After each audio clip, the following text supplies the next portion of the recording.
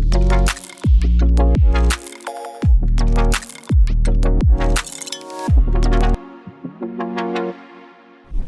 everyone, thanks for joining me on the BioBreakthroughs podcast. I'm your host, Jared Taylor. Joining me today is the co-founder at Phenomic AI, Sam Cooper. Hey, how's it going, Jared?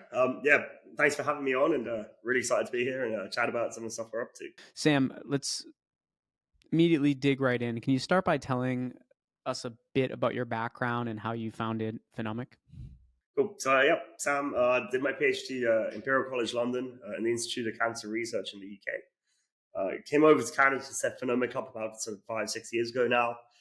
My background has all been this sort of how we can integrate sort of machine learning and data analysis technologies with cutting edge sort of biology and the most exciting problems out there in sort of biological research. So that's how we got going at Phenomic. Now, reasonably large company, over 20 full-time employees, split between where I am right now, which is in Toronto, and then down in Boston as well. That's an impressive journey.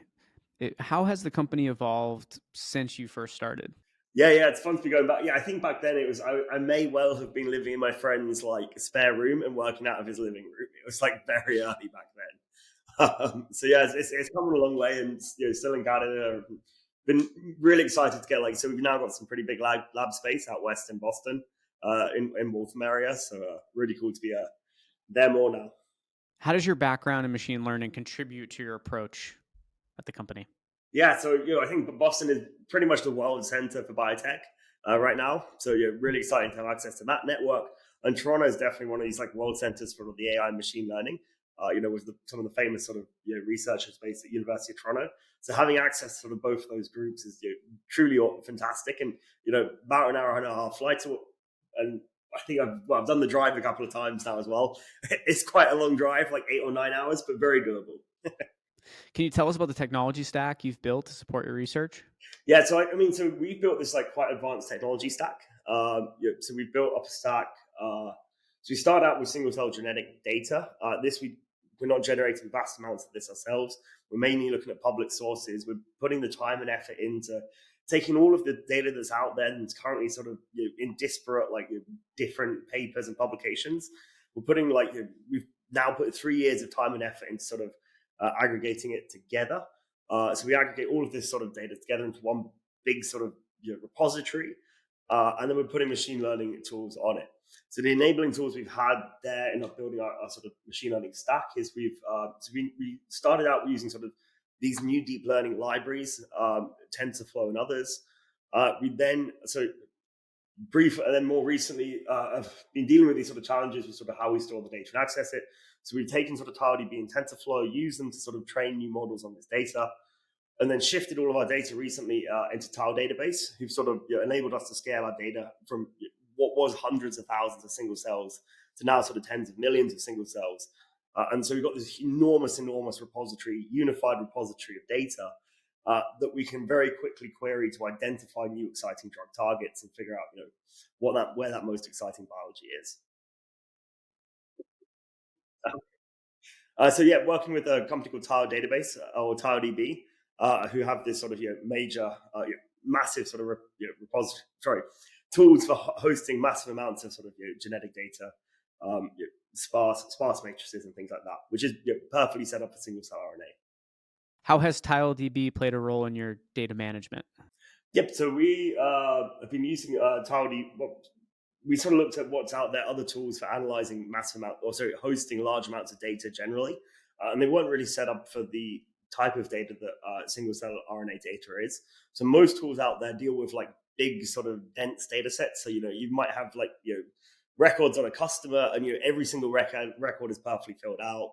What we're dealing here is very sparse data. So you get sort of a couple of genes from each cell, but you don't get every gene always from each cell. Part of that's biology, part of that's the technology, and so you get very big sort of really long sort of lots and lots of genes, but maybe only 5 or 6 600 different genes per cell, and you have to sort of store all of that data in an efficient way. And so TileDB really sort of solves that problem. And we sort of tested all the different tools out there and found it was most effective for single cell RNA data. What advice would you give to someone starting a biotech company in drug discovery? Yeah. So, she's a myriad of advice. Oh my goodness. So like good things we did. I I think we did this at the right time. We did it pretty quickly. I don't think we could have done it earlier. If you're going out and you're trying to build a drug discovery company, make sure you have some more experienced sort of hands working with you. So maybe in like hindsight, I would go and find someone like from day one to work with that's a lot more experienced drug discovery.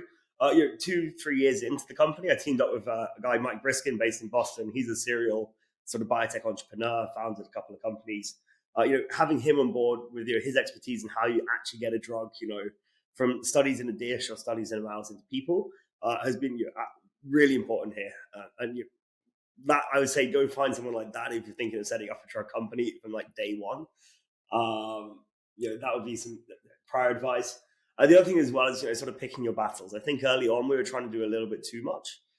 We need to sort of focus in a bit faster and pick what problem are we going to solve more specifically, what sort of drug are we going to use, what patient population are we going after, and I would have picked that a lot sooner versus focusing more on sort of the technology and the software first.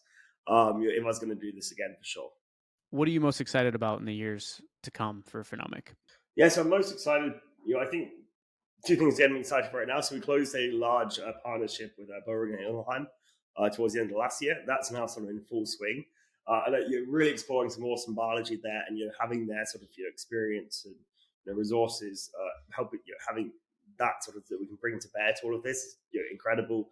The amount of data we're generating there is fantastic, and I think we're going to get some really exciting new targets and medicines coming out of this partnership. So seeing this progress is fantastic. Internally, we're also then sort of developing out our own discovery pipeline.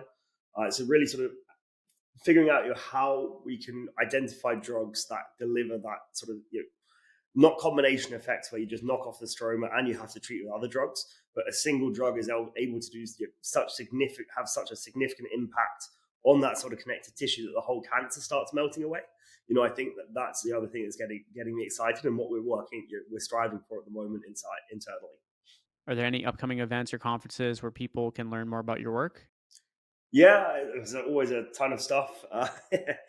So I've just had several conferences. I was just in Boston for the Society of Laboratory Automation Services. Great conference, tons of sort of robotics going on, and really the future of what the lab itself is going to look like. Moving on this year, it's starting to quieten down a little bit. I don't think we've got much. Well, personally, I haven't got too much. As a company, I think we've got poster and events going on at AACR, the massive American Cancer Research Conference that goes on. So it should be some interesting data there too. And then, lots of always sort of traveling around myself, meeting lots of exciting investors and other companies out there. Thanks, Sam. It's been a pleasure having you on. Any final thoughts? Fantastic. Thanks very much, Jared.